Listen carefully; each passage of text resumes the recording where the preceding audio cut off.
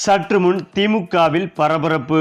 முக்கிய தலைகளை அதிரடியாக நீக்கிய ஸ்டாலின். பதட்டத்தில் மூத்த அமைச்சர்கள். அதாவது தமிழ்நாட்டில் லோக்சபா தேர்தல் முடிவுகள் வந்தபின் முக்கியமான மூத்த ஐஏஎஸ் அதிகாரி ஒருவரை ஸ்டாலின் மாற்ற உள்ளாராம். இவரை பற்றிய புகார்கள் முதலமைச்சர் ஸ்டாலினுக்கு சென்றுள்ளன. குறிப்பாக லோக்சபா தேர்தல் நேரத்தில் இவர் பாஜகவிற்கு ஆதரவாக சில இடங்களில் வேலை பார்த்துள்ளாராம். இந்த மூத்த அதிகாரியை தூக்க ஸ்டாலின் முடிவெடுத்துள்ளாராம். தற்போது முக்கிய பொறுப்பில் உள்ள இவரை டம்மி போஸ்டிங் ஒன்றிற்கு மாற்ற ஸ்டாலின் முடிவு செய்துள்ளாராம். அதோடு லோக்சபா தேர்தல் முடிந்ததும் பல ஐஏஎஸ் ஐபிஎஸ் அதிகாரிகள் பலர் மாற்றப்பட உள்ளதாகவும் தகவல்கள் வெளியாகி வருகின்றன. அதேபோல் கடைசியாக கடந்த ஜனவரி மாதம் தமிழ்நாட்டில் ஐஏஎஸ் ஐபிஎஸ் அதிகாரிகள் மாற்றப்பட்டனர். மொத்தம் 12 ஐஏஎஸ் அதிகாரிகளை பணியிடம் மாற்றம் செய்து தமிழ்நாடு அரசு உத்தரவிட்டது. குறிப்பாக திருப்பத்தூர், திருவண்ணாமலை, சேலம், தென்காசி, செங்கல்பட்டு, வேலூர் ஆகிய 6 மாவட்டங்களுக்கு புதிய ஆட்சியர்களை நியமித்து தமிழ்நாடு அரசு உத்தரவிட்டது என்பதும் குறிப்பிடத்தக்கது. அதேபோல் திருவண்ணாமலை மாவட்ட ஆட்சியராக பாஸ்கர பாண்டியன் நியமனம் செய்யப்பட்டார். சேலம் மாவட்ட ஆட்சியராக ஆர் பிருந்தா தேவி, திருப்பத்தூர் மாவட்ட ஆட்சியராக தர்பகராஜ் நியமனம் செய்யப்பட்டார். மேலும் செங்கல்பட்டு மாவட்ட ஆட்சியராக அருண்ராஜ், தென்காசி மாவட்ட ஆட்சியராக கமல் கிஷோர் நியமனம் செய்யப்பட்டார். வேலூர் மாவட்ட ஆட்சியராக சுப்புலட்சுமி நியமனம் செய்யப்பட்டார். அது தவிர திருவண்ணாமலை ஆட்சியராக இருந்த முருகேஷ் இப்போது வேளாண் துறை இயக்குநராக நியமனம் செய்யப்பட்டார். அதேபோல வேலூர் ஆட்சியர் குமரவேல் பாண்டியன் தோட்டக்கலை இயக்குநராக நியமிக்கப்பட்டுள்ளார். மேலும் தென்காசி மாவட்ட ஆட்சியராக இருந்த ரவிச்சந்திரன் உயர்கல்வித்துறை துணை செயலாளராக நியமனம் செய்யப்பட்டார்.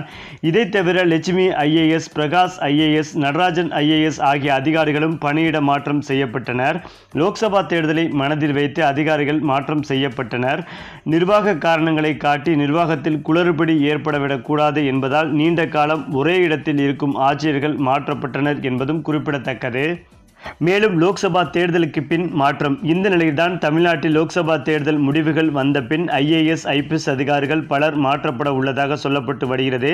அதன்படி தமிழ்நாட்டில் லோக்சபா தேர்தல் முடிவுகள் வந்ததும் 2 ஐஏஎஸ் அதிகாரிகள் டெல்லி செல்ல உள்ளனர். தமிழ்நாட்டைச் சேர்ந்த 2 டாப் ஐஏஎஸ் அதிகாரிகள் மத்திய அரசின் பணிக்கு செல்ல உள்ளதாக தகவல்கள் வெளியாகி வருகிறது. அதன்படி தமிழ்நாட்டில் டாப் செயலாளர்களாக இருக்கும் 2 பேர் டெல்லி செல்ல உள்ளனர். அதேபோல் 2 பேருமே தற்போது தமிழ்நாட்டில் மிகப்பெரிய செயலாளர் பதவிகளில் இருக்கின்றனர். முக்கியமான சில துறைகளே அவர்களுக்கு கீழ்தான் உள்ளது. முதலமைச்சர் ஸ்டாலினின் டாப் சாய்ஸ் இவர்கள் என்பதும் குறிப்பிடத்தக்கது. ஆனால் 2 பேருமே தற்போது டெல்லிக்கு மத்திய பணிக்கு செல்ல இருக்கின்றனர். தமிழக அரசு இதற்கு ஒப்புக்கொண்டதாக கூறப்படுகிறது. உள்துறை அமைச்சக முடிவை தமிழ்நாடு அரசு எதிர்க்கவில்லை. இந்த நிலையில்தான் அவர்கள் மாற்றப்படுவதோடு சேர்ந்து பல அதிகாரிகள் மாநில அளவில் மாற்றப்படலாம் என்றும் கூறப்பட்டு வருகிறது.